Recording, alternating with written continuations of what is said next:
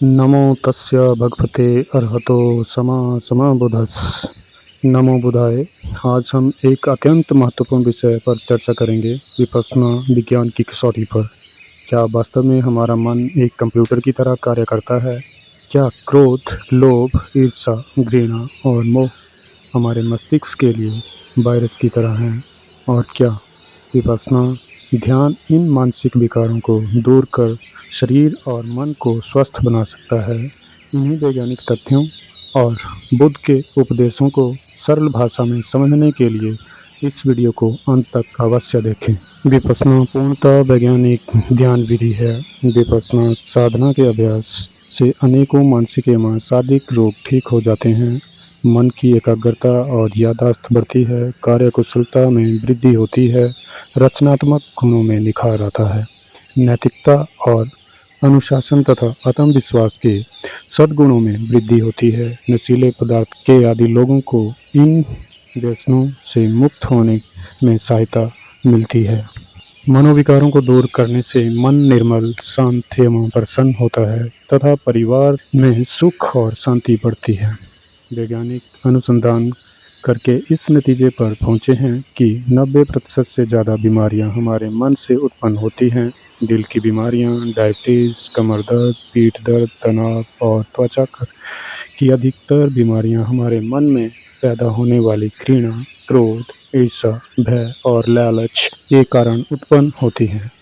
दवाइयों से थोड़े समय के लिए आराम तो मिल जाता है, लेकिन जड़ें वैसी ही रह जाती हैं। वैज्ञानिकों का मानना है कि जैसे ही क्रोध, घृणा और मानसिक तनाव पैदा करते हैं तो इसका सबसे पहला असर मस्तिष्क के बाहरी हिस्से सीरेब्रल कॉर्टेक्स पर पड़ता है।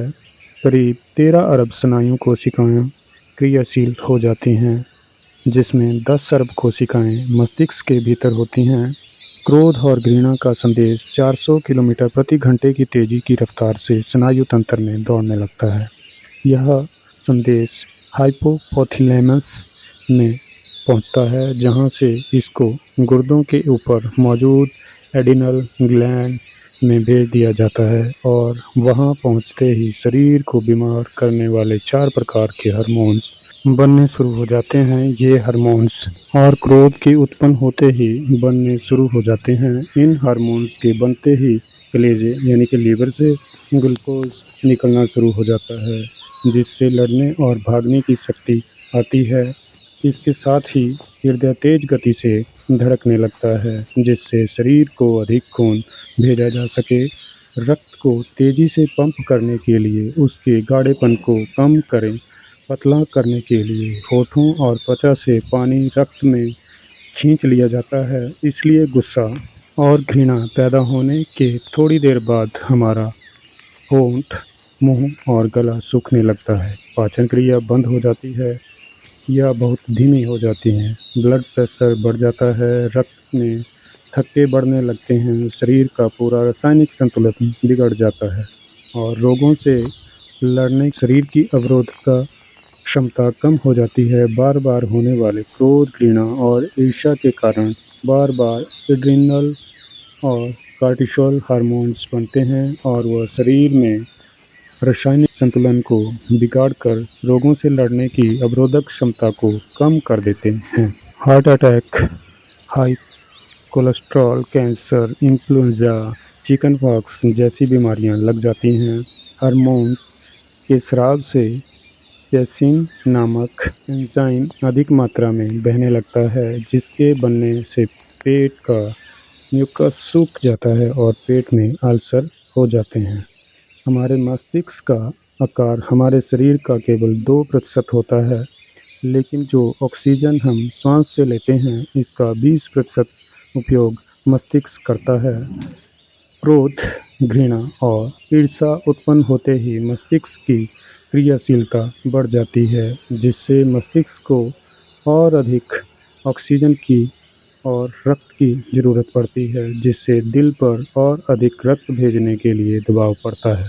बार बार ऐसा होने से दिल का दौरा पड़ जाता है, साथ ही बुढ़ापा जल्दी आ जाता है। हमारा मस्तिष्क कंप्यूटर की तरह काम करता है। मन के विकार जैसे क्रोध, लालच, वासना, ईर्ष्या, मोह, घृणा, राग और द्वेष कंप्यूटर वायरस की तरह हमारे मस्तिष्क पर हमला करते हैं, और जैसे ही वायरस कंप्यूटर की सामान्य प्रणाली को तहस-नहस कर देता है, उसी प्रकार मन के विकार रूपी वायरस हमारे मस्तिष्क और शरीर दोनों को प्रभावित करते हैं। जिस तरह कंप्यूटर को सामान्य कार्यप्रणाली में लाने के लिए हम वायरस-रोधी सॉफ्टवेयर लगाते हैं, उसी तरह शील सदाचार का पालन करके अपने अंदर करुणा और मैत्री जगाकर हम मन के विकारों का उपचार कर सकते हैं।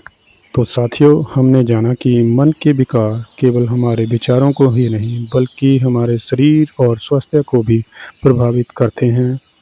वहीं विपश्यना साधना, शील, करुणा और मैत्री का अभ्यास मन को निर्मल, शांत और संतुलित बनाता है। यदि आपको यह जानकारी उपयोगी लगी तो वीडियो को लाइक, शेयर, चैनल को सब्सक्राइब करना न भूलें, ताकि ऐसे ही ज्ञानवर्धक और प्रेरणादायक वीडियो आप तक लगातार पहुंचते रहें।